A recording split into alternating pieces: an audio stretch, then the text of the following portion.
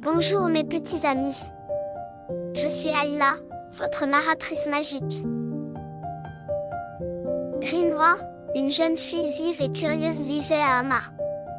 Une ville pittoresque de Syrie célèbre pour ses norias, ses grands moulins à eau qui tournaient doucement au bord de l'Oronte.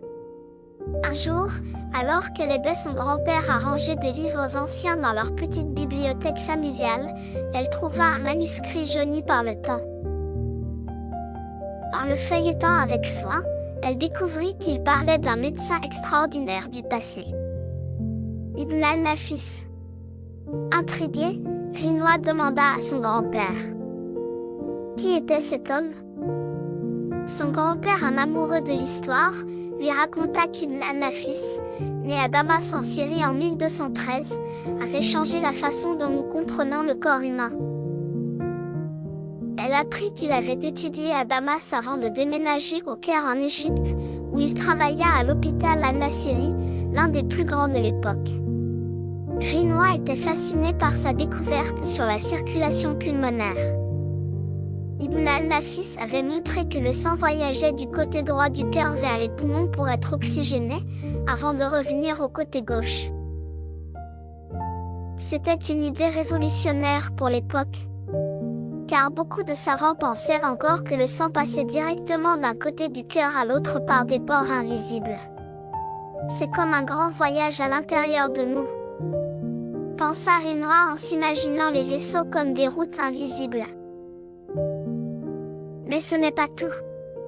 Ibn al-Nafis avait également écrit un livre célèbre, Sharh Tashri al-Qanun, un commentaire sur les travaux d'Avicenne. Dans cet ouvrage, il avait corrigé certaines idées erronées sur l'anatomie et montré que la science évolue toujours grâce à de nouvelles découvertes.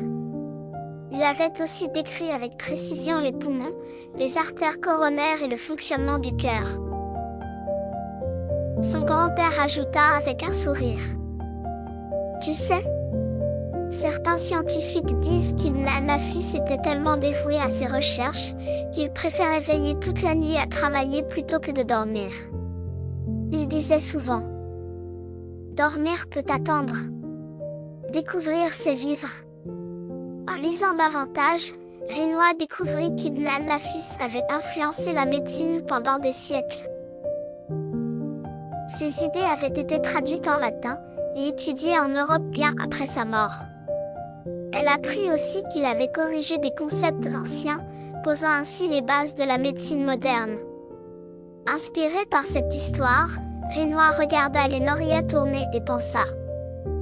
Tout comme elle, les idées tournent dans le monde, connectant le passé, le présent et le futur. Ibn al-Nafis s'éteignit en 1288, laissant un héritage immense dans le monde de la médecine. Au revoir mes petits explorateurs. Rappelez-vous que la curiosité et la soif d'apprendre peuvent révéler les secrets les plus fascinants de l'histoire.